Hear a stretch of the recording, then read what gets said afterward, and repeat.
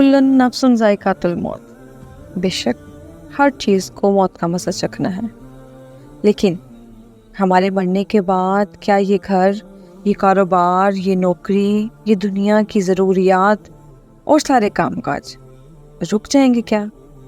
अगर मैं ना रहा तो दुनिया की गर्दिश रुक जाएगी।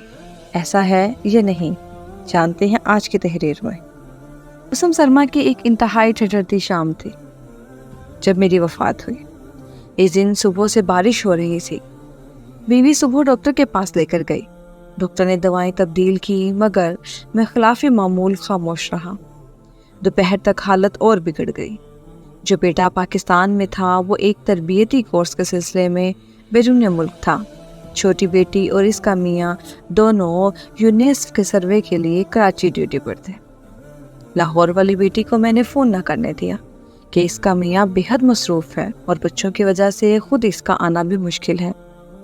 रही दो लड़के जो बैरूनी मुल्क हैं, इन्हें परेशान करने की कोई तुक न थी। मैं, मेरी बीवी घर पर थे और एक मुलाजिम जो शाम ढले अपने घर चला जाता था। असर ढलने लगी तो मुझे महसूस हुआ कि नकाबत के मारे मेरा बात करना मुश्किल हो रहा है। मैंने अपनी पुरानी डायरी निकाली और बीवी को पास बिठाकर रकूम की तफसील बताने लगा। मैंने हल्का सा एहतजाज किया, ये तो आपकी पुरानी आदत है, ज़रा भी कुछ हो तो डायरी निकाल बैठते हैं। मगर इसके एहतजाज में पहले वाला यकीन नहीं था। फिर सूरज ग़ुरूब हो गया और तारीखी और सर्दी दोनों बढ़ने लगी। बीवी मेरे लिए सूप बनाने किचन में गई। इसकी गैर हाजिरी में मैंने चंद उखड़ी उखड़ी सांसें ली और मेरी ज़िंदगी का सूरज ग़ुरूब हो गया। मुझे महसूस हो रहा था कि मैं आहिस्ता आहिस्ता अपने जिस्म से बाहर निकल रहा हूँ। फिर जैसे हवा में तैरने लगा और छत के करीब जा पहुँचा। बीवी सूप लेकर आई तो मैं देख रहा था। एक लम्हे के लिए इस पर सख्ता तारी हुआ और फिर धाड़े मार कर रोने लगी। मैंने बोलने की कोशिश की, लेकिन अजीब बात थी कि मैं सब कुछ देख रहा था मगर बोल नहीं सकता था। लाहौर वाली बेटी रात के पिछले पहर ही पहुंच गई थी।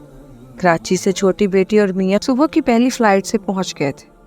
बेटे तीनों बैरूनी मुल्क थे। वो जल्द से जल्द भी आते तो 2 दिन लग जाते। दूसरे दिन असर के बाद मेरी तदफीन कर दी गई। शायर, अदीब, सहाफ़ी, सिविल सर्वेंट सबकी नुमाइंदगी अच्छी खासी थी। गांव से भी तकरीबन सभी लोग आ गए थे। ननियाल वाले गांव से मामूजाद भाई भी मौजूद थे। लहद में मेरे ऊपर जो स्लैपें रखी गई थी, मट्टी इनसे गुजरकर अंदर आ गई थी। बाएं पाँव का अंगूठा जो अर्थराइटिस का शिकार था, मट्टी के बोझ से दर्द कर रहा था। फिर एक अजब कैफियत तारी हो गई। शायद फरिश्ते आन पहुंचे थे। इस कैफियत में सवाल जवाब का सेशन हो। ये कैफियत ख़त्म हुई। महसूस हो रहा था कि चंद लम्हे ही गुजरे हैं, मगर फरिश्तों ने बताया कि 5 बरस हो चुके हैं तुम्हें फौत हुए। फिर फरिश्तों ने एक अजीब पेशकश की, हम तुम्हें कुछ अरसे के लिए वापस भेज रहे हैं। तुम वहाँ दुनिया में किसी को नज़र नहीं आओगे। घूम फिर कर अपने प्यारों को देख लो। फिर अगर तुमने कहा तो तुम्हें दोबारा नॉर्मल ज़िंदगी दे देंगे, वरना वापस आ जाना। मैंने ये पेशकश गनीमत समझी और हाँ कर दी। फिर एक मदहोशी की हालत छा गई। आँख खुली तो मैं अपनी गली में खड़ा था। आहिस्ता आहिस्ता कदम उठाता अपने घर की तरफ गया। रास्ते में कर्नल साहब को देखा। घर से बाहर खड़े थे। इतने ज़्यादा बूढ़े लग रहे थे। ख्वाजा साहिब बेगम के साथ वॉक करने निकल रहे थे। जब मैं अपने मकान के गेट पर पहुंचा तो ठटक गया। मेरे नाम की तख्ती गायब थी। पोर्च में गाड़ी भी नहीं खड़ी थी। वफात से चंद हफ्ते पहले ताज़ा मॉडल की खरीदी थी। धचका सा लगा, गाड़ी कहाँ हो सकती है?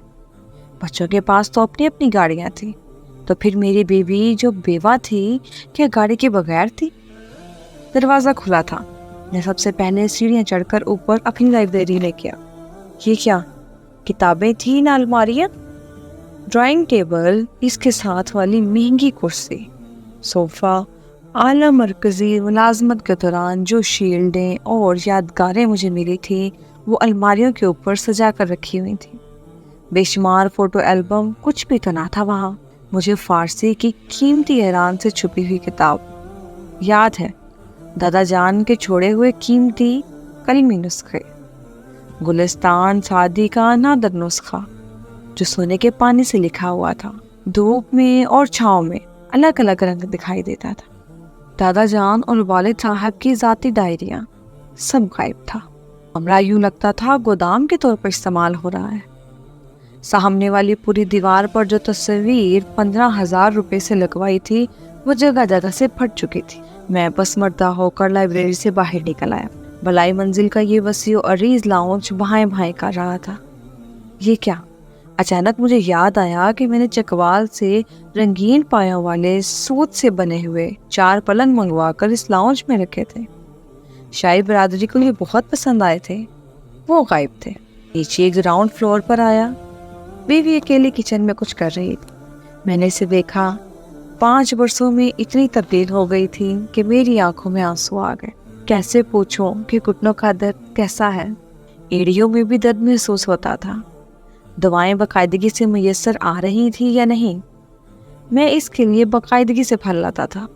न जाने बच्चे क्या सलूक कर रहे हैं, मगर मैं बोल ना सकता था और ना वो मुझे देख सकती थी।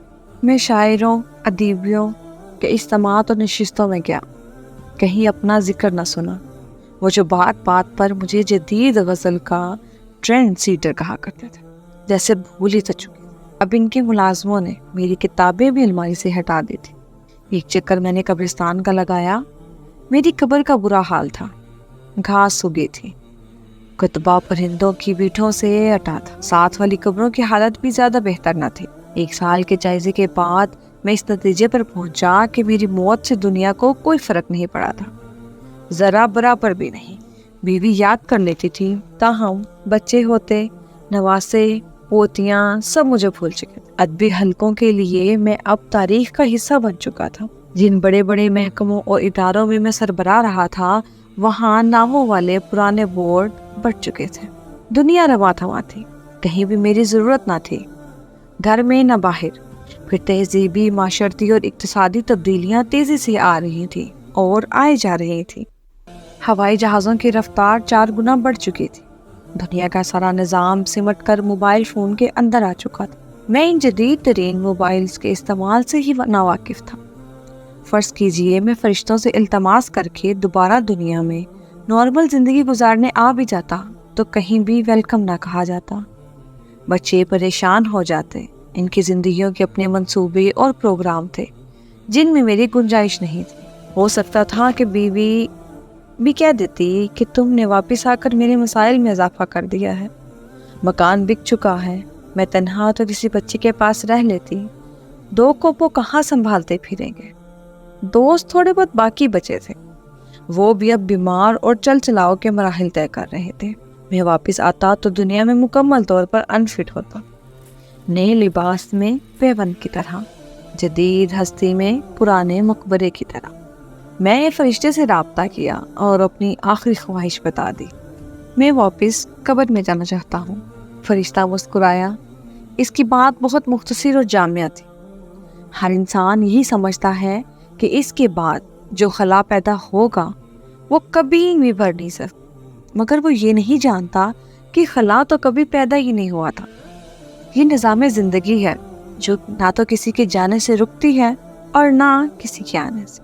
हमारे दिमागों में भी यही सोच है कि ये घर, ये कारोबार, ये नौकरी, ये दुनिया की, घर की, बच्चों की ज़रूरतें और सारे कामकाज सिर्फ हमारी ही वजह से जारी है।